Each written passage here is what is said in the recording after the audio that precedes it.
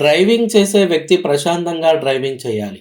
రోడ్డుపై ఏర్పాటు చేసినటువంటి సూచికలను, స్పీడ్ లిమిట్‌ను గమనిస్తూ డ్రైవింగ్ చేసినట్లయితే ఎలాంటి రోడ్డు ప్రమాదాలు జరగవని మెగా డ్రైవింగ్ స్కూల్ నిర్వాహకుడు మెగారాజు చెప్తున్నారు.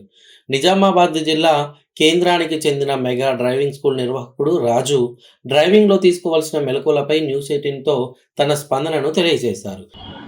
అబ్జర్వేషన్ చేయాలి. మైండ్ ఏం ఆలోచించొద్దు.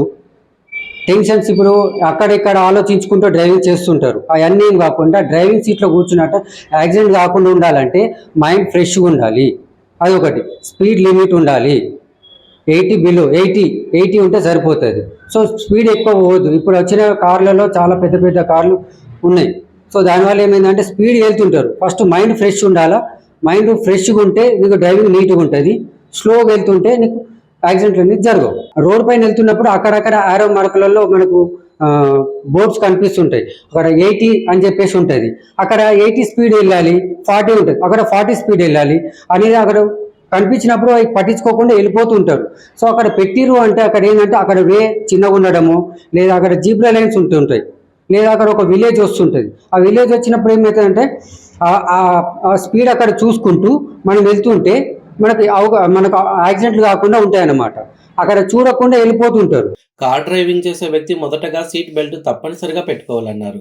ముందుగా ట్రాఫిక్ను గమనించాలని, రోడ్డుపై ఉన్నటువంటి లైనింగ్స్ను ఎప్పటికప్పుడు గమనిస్తూ రోడ్డు పక్కన ఏర్పాటు చేసిన సూచికను ఎప్పటికప్పుడు గమనిస్తూ డ్రైవింగ్ చేయాలన్నారు.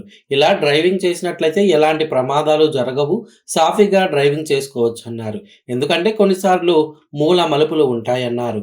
మరికొన్నిసార్లు రోడ్డు చిన్నగా ఉందని సూచికలు ఉంటాయి. వాటిని పట్టించుకోకుండా డ్రైవ్ చేస్తే ప్రమాదాలు జరిగే అవకాశం ఉంటుందన్నారు. 18+ ఉన్న వాళ్ళు మన ఆర్టీ ఆఫీస్కి వెళ్ళి లైసెన్స్ తీసుకోవాలి. లైసెన్స్ ఎందుకు అంటే మనం ఆర్టీ ఆఫీస్కి వెళ్ళినప్పుడు అక్కడ టెస్ట్ కొట్టింది వాళ్ళు లైసెన్స్ ఇవ్వరు. సో అక్కడ టెస్ట్ కొట్టింది పర్ఫెక్ట్ కొట్టిరా లేదా అనేది అక్కడ మనకు తెలుస్తుంది. సో అక్కడ స్టీరింగు, రివర్సు టోటల్గా ఉంటాయి అక్కడ. సో అక్కడ ఏమవుతుంది అంటే అక్కడ పర్ఫెక్ట్గా చేస్తేనే మనం రోడ్ పైన తిరగడానికి అవైలబుల్ ఉంటుంది. సో బయట ఏంటంటే ఇప్పుడు టర్నింగ్స్ వచ్చినప్పుడు ఆ టర్నింగ్స్ దగ్గర స్లో కావాలి. స్లో కాకుండా ఏం చేస్తారంటే ముందున్న వెహికల్ కనిపించవు, అట్లనే ఓవర్టేక్ చేసి వెళ్ళిపోతూ ఉంటారు. అది సింగిల్ వేయా డబుల్ వేయా అని చూడకుండా మనకు యూత్ ఎట్లుంటుంది అంటే లైసెన్స్ ఉండవు, ఏముండవు, రోడ్ కూడా చూడరు. ఇక్కడ పెద్ద ఉంది, ఇక్కడ ఓవర్టేక్ చేసేది ఉంది, చెయ్యంది ఉంది అనేది ఏం చూడరు. వాళ్ళు డైరెక్ట్ ఆ వే పోతుందా, కార్ పోతుందా లేదా అనేది మాత్రమే చూస్తారు. సో టర్నింగ్లలో ఓవర్టేక్ అనేది చేయకుండా ఉంటే మనకి ప్రమాదాలని అరికట్టే అవకాశం ఉంటుంది. మూల మలుపుల వద్ద స్పీడ్గా వెళ్ళినట్లయితే ప్రమాదాలు జరిగే అవకాశం ఉందన్నారు. అలాంటి చోట్ల నెమ్మదిగా వెళ్ళడం చాలా మంచిదన్నారు.